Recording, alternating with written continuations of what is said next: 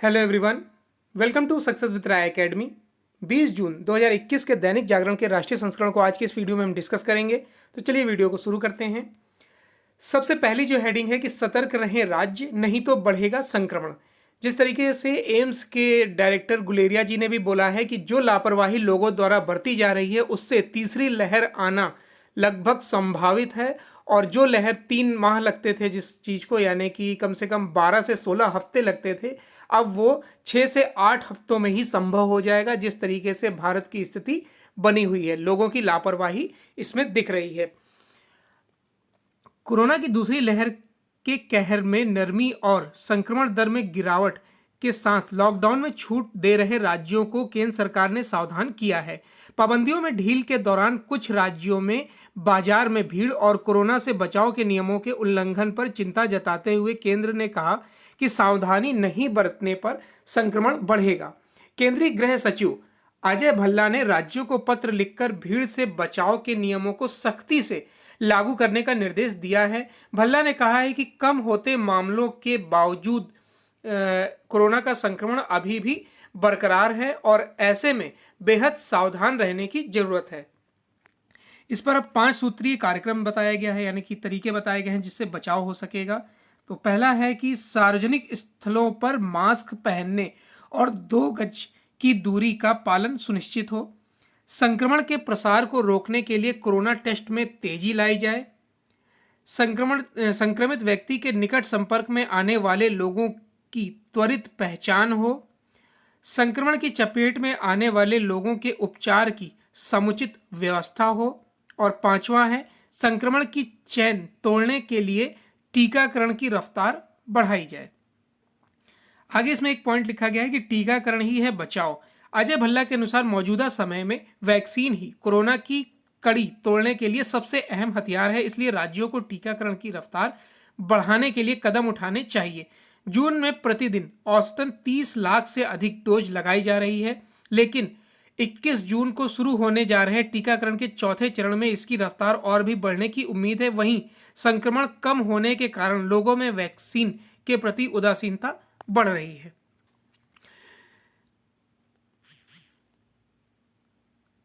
Next news है, डॉक्टरों पर हमला करने वालों के खिलाफ दर्ज होगा केस।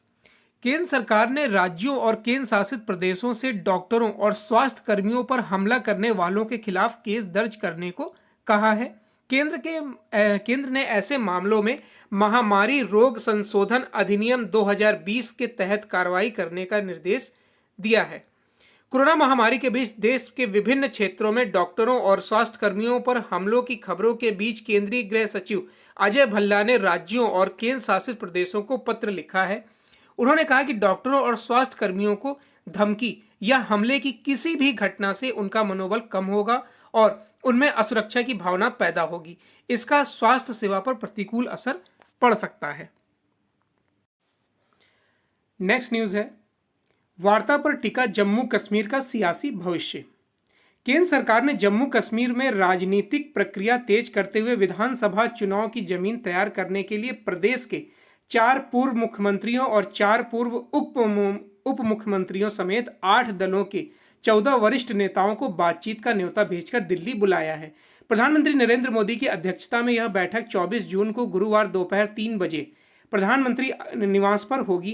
किसी भी दल को बैठक का एजेंडा नहीं बताया गया है, लेकिन माना जा रहा है कि बात जम्मू कश्मीर के मुद्दों पर ही होगी। बैठक में शामिल होने से पहले नेशनल कॉन्फ्रेंस के अध्यक्ष डॉक्टर फारूक अब्दुल्ला और पीपुल्स डेमोक्रेटिक पार्टी यानी पीडीपी की अध्यक्ष महबूबा मुफ्ती के अलावा जम्मू कश्मीर अपनी पार्टी के चेयरमैन सैयद अल्ताफ बुखारी अपने पार्टी नेताओं के साथ विचार विमर्श करेंगे।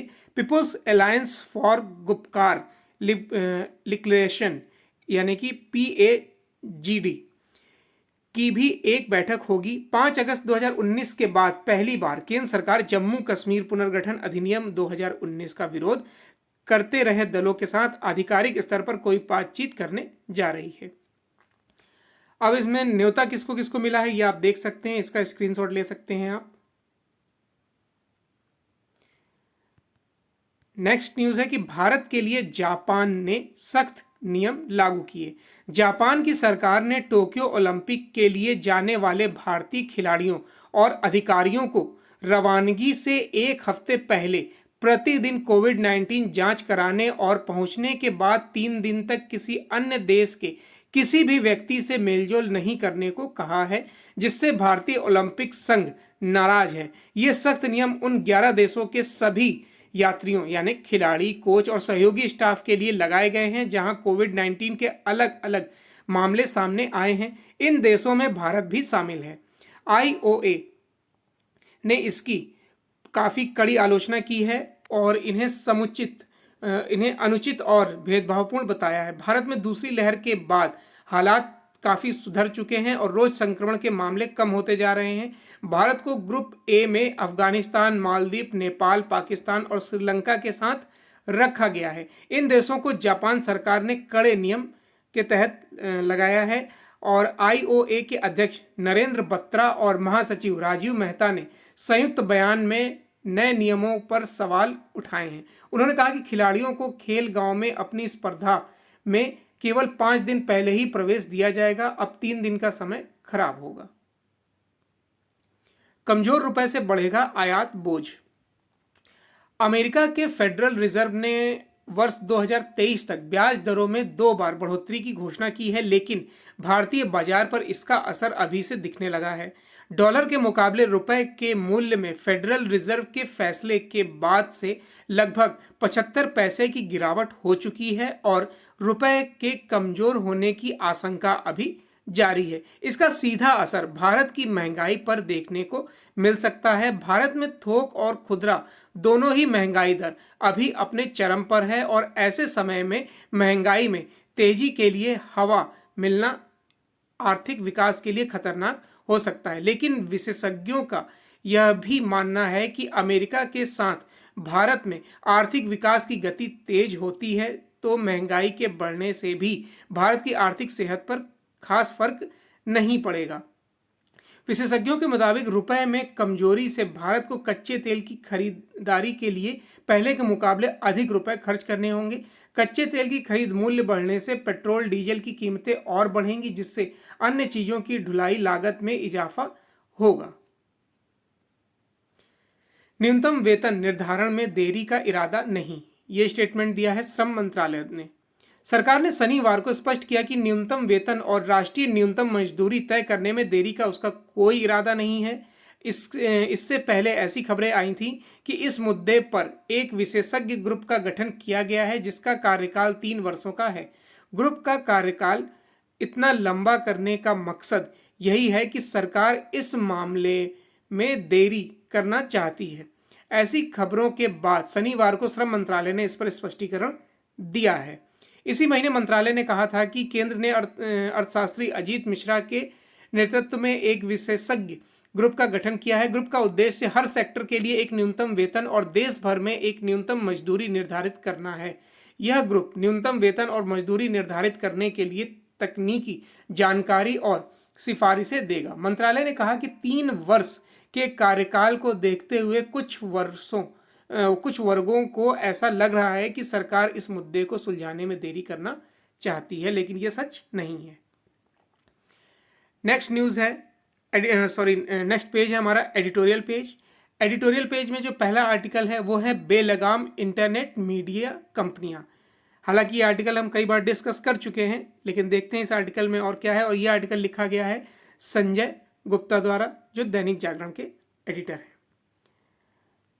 अमेरिका की दिग्गज इंटरनेट मीडिया कंपनियां गूगल, फेसबुक और ट्विटर ने दुनिया भर के सामाजिक व्यवहार पर व्यापक प्रभाव डाला है। जहां गूगल एक सर्च इंजन है, वहीं फेसबुक और ट्विटर सूचना एवं संवाद के लगभग एक जैसे प्लेटफॉर्म हैं।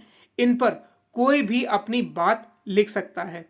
फेसबुक और ट्विटर के प्रभाव और उनकी पहुंच से समाज में एक क्रांति सी आ गई है। इस क्रांति के साथ कुछ दुष्प्रभाव भी या दुष्परिणाम भी सामने आए हैं। इसमें सबसे बड़ा दुष्परिणाम यह है कि कोई भी कितना भी आपत्तिजनक या भड़काऊ टिप्पणी करे, उसके खिलाफ ये प्लेटफॉर्म मुश्किल से ही कोई कार्रवाई करते हैं। इसका नतीजा यह है कि इन प्लेटफॉर्म पर गाली गलौज करने, माहौल बिगाड़ने और अशांति फैलाने वाले भी सक्रिय हैं। इस समय ट्विटर और फेसबुक का इस्तेमाल लगभग सारी राजनीतिक पार्टियां कर रही हैं। इन प्लेटफॉर्म के जरिए उनके लिए अपनी बात लोगों तक पहुंचाना बहुत सुगम हो गया है। इन प्लेटफॉर्म के अलावा दुनिया में ऐसी भी कंपनियां हैं जो लोगों के डाटा का कई तरह से इस्तेमाल करती हैं। ऐसी ही एक कंपनी है कैम्ब्रिज एनालिटिका, जिसने फेसबुक से लाखों लोगों का डाटा हासिल कर कई देशों के चुनावों को प्रभावित करने की कोशिश की थी। उसमें भारत के भी लोग शामिल थे। कैम्ब्रिज एनालिटिका जैसी कंपनियां लोगों की मन स्थिति और उसकी रुचि के आधार पर विज्ञापन एवं अन्य सामग्री लोगों तक पहुंचाने का काम करती है। कभी कभी वे गुपचुप रूप से लोगों की राजनीतिक पसंद को प्रभावित करने का भी काम करती हैं।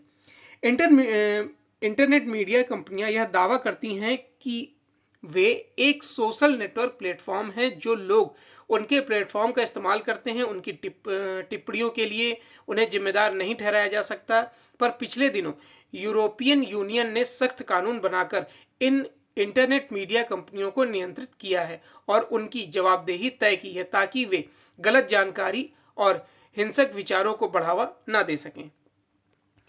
इंटरनेट मीडिया कंपनियां कुछ भी दावा करें, हर देश को अब इसका एहसास हो रहा है कि अगर इन कंपनियों की मनमानी पर काबू नहीं पाया गया तो अराजकता और अशांति पर लगाम लगाना कठिन होगा। भारत सरकार ने पिछले दिनों इंटरनेट मीडिया कंपनियों के लिए समूचा सूचना प्रौद्योगिकी संबंधी जो नियम बनाए उन्हें मानने से ये कंपनियां, खासकर ट्विटर, इनकार करता रहा।